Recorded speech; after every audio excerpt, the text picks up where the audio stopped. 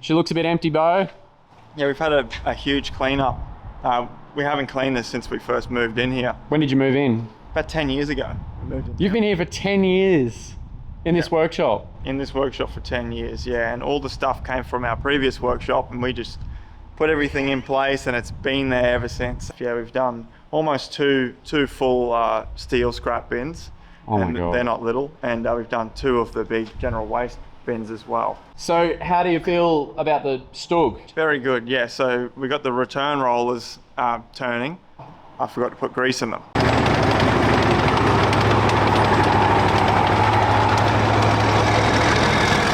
And because they're steel on steel, they've just galled and yeah, they've seized up. That was difficult to get them off. They're just about fused to the shaft. Yeah. So I got them off and cleaned them all up, packed them with grease, and then pumped them with grease with the grease gun. So 2 of our road wheels that we put on with original rubber had actually come off completely.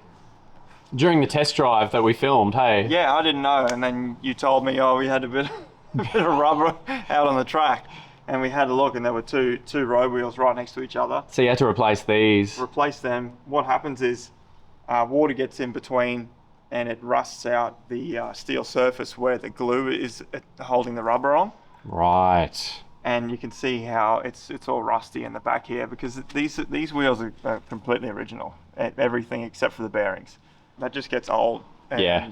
especially if you're mixing water with things, it's not going to last. So they deteriorated really quickly, but all the others seem to be perfect. And lucky we've got a STUG B project for in the future that we had spare wheels to take from that and use on our current STUG. So can we get these re-vulcanized? You can, yeah. There's nothing wrong with these wheels apart from the rubber, basically, which is the main thing. So we could use these for the B?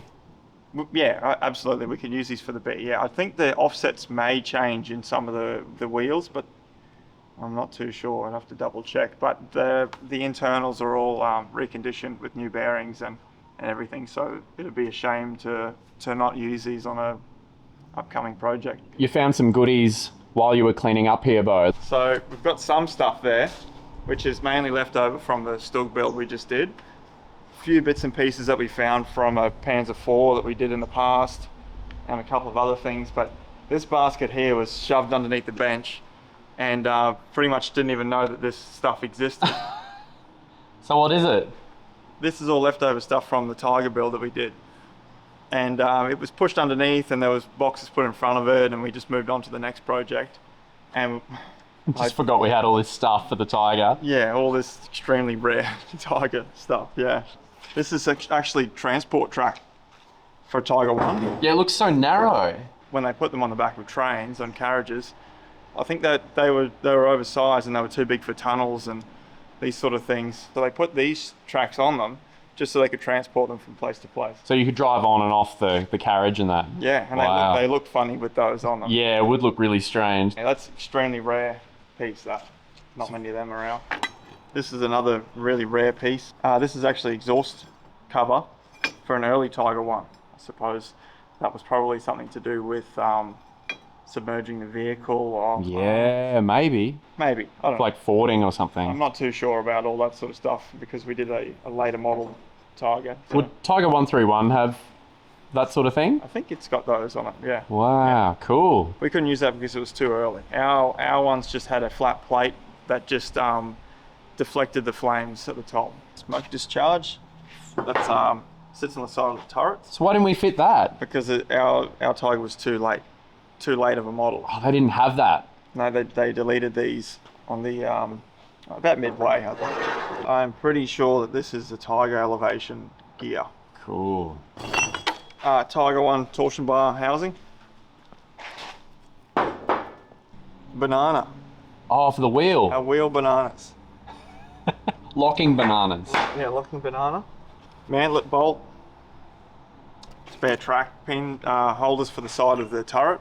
These are, what do you call them, vision blocks out of the commander's cupola. You push the sight glass through it, and then there'll be a tab on this side that folds over, and then you put the wing nut up, and that's what locks the glass side in. Another one of those mantlet bolts there.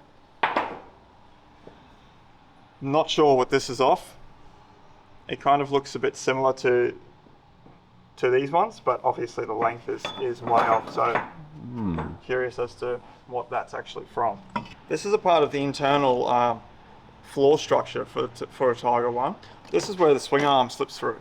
Right. So the actual swing arm itself comes through, and there would have been the hull wall would have been about here, and then this is the support for the swing arm, and there was a huge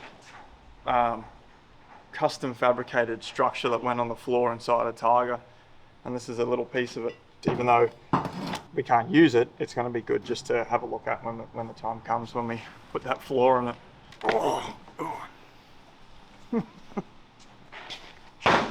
What's that? This is this goes on the back plate. The detail on this here is pretty average. But that's where it goes. That is that part there. It's been a while. It's been a while. Yeah, you're still in STUG mode. Got STUG brain, so I can't think. But this is off the back plate of the Tiger One. Wow. And then this here is the rear storage bin lid off the back of the Tiger. Ah, like these. Yeah. So this is the lid off here. So the next project won't be the Tiger One. No. We've got a few bits and pieces for it, but not enough for us to start on it again. What do we have so far? We've got a turret ring, swing arms, some of the suspension components. We're sort of still trying to figure out what we're actually going to do with the running gear sort of side of that. We are doing original steering, but from steering inwards and back, we're not too sure just yet on what we're going to be doing there. For the Tiger One, we're probably still a couple of years away from actually being able to start that project, just because we're still waiting for certain parts to be either made or found. In the meantime then, what are you going to be working on? We've got a mini project that we have to do before we start our next main project. Let's go have a look. This is the STUG, the STUG. Yep, Sturmhaubitze. Haubitze. Yep. It's a pretty good restoration. We got this one from overseas, didn't we? Yeah, they've done a good job. There's a few things on it that need to be fixed up. The tool clamps on this are sort of the main thing. These ones here are correct. There's nothing wrong with them. This is a crowbar holder, but it's got no other end for the crowbar. Oh, yeah. So it's supposed to have a little hat section here with a little clip on it to hold the rest of the crowbar in place. There's no end for the shovel. So the shovel pokes in, but then it's got no clip to hold the shovel in. There's a few little bits and pieces like the aerial rubber mounts aren't on there. But everything else, it looks like it's been done really well. The gun. So this is from a late war MEAG STUG 3G. I don't actually know what this is off, but it's not off an STUH. One of the things that tells me that this isn't actually an STUH gun is the outside diameter of the gun itself. The inside measures at 105, which is correct, but the outside, it should be a lot thicker. So this collar here on an STUH 42, this collar should be brought right out to almost to where this taper starts. That's how big the gun originally is on an STUH 42. Some STUH 42s, they came just with a bare barrel, no thread on the end. And the ones with the thread, sometimes they left muzzle brakes off them because it didn't really matter, being a short gun. But sometimes they use like what we've got behind you, off this field cannon here. So this here is a common type of muzzle that would have been used on an STUH 42. They also had this same muzzle brake without the baffles on it. And then they had one that was very similar to the Tiger One muzzle brake. Just obviously it was bigger in size again, which they call an acorn muzzle brake, which is, I think, the best looking one. We're doing this style without the baffles on it. So this is an original STUH 42 mantlet protective cover. This one here is all original, all one piece. You can tell straight away because of the diameter of the bore inside this one here. So we've got to make a barrel and a muzzle brake to the exact specifications of an STUH 42 barrel and muzzle brake.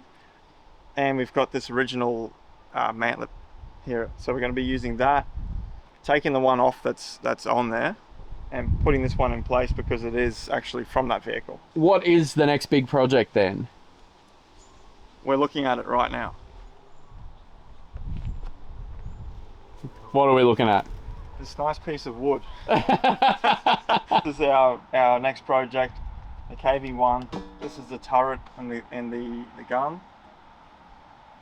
Yeah, that's seen better days. It definitely has, yeah, but I've seen a lot worse than this.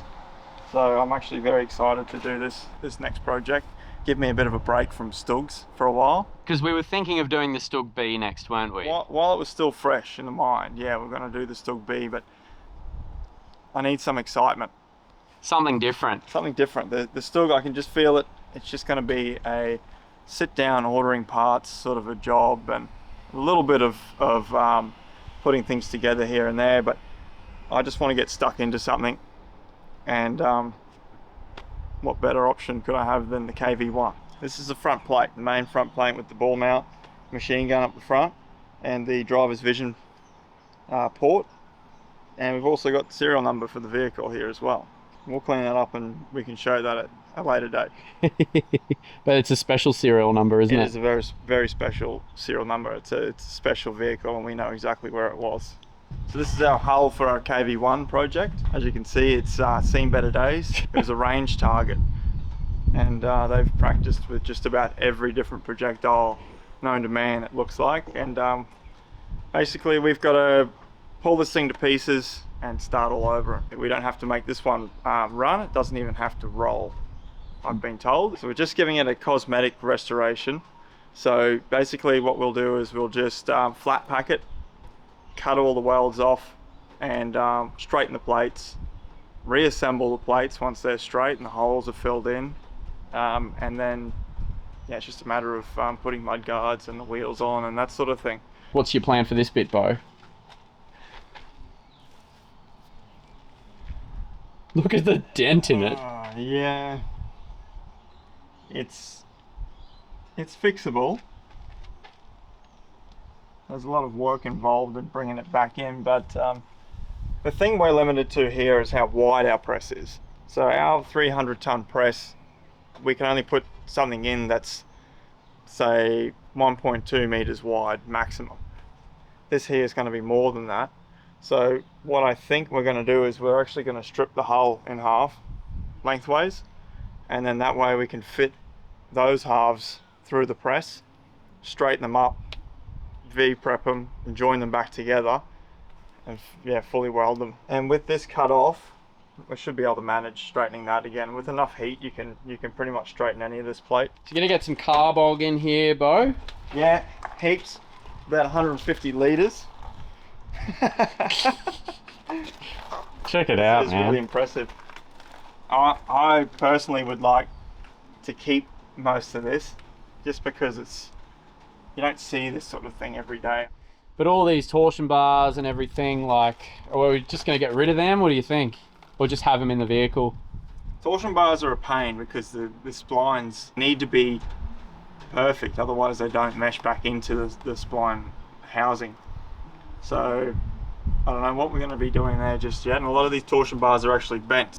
I don't really know right now what we're going to do and what sort of extent we're going to go to, and sort of trying to fix up suspension components that aren't going to be used. So what we might do is cut everything apart and then we'll reassess. Big job, man. It is, it's going to be a huge job, but I'm really looking forward to this vehicle, especially because of its historical importance.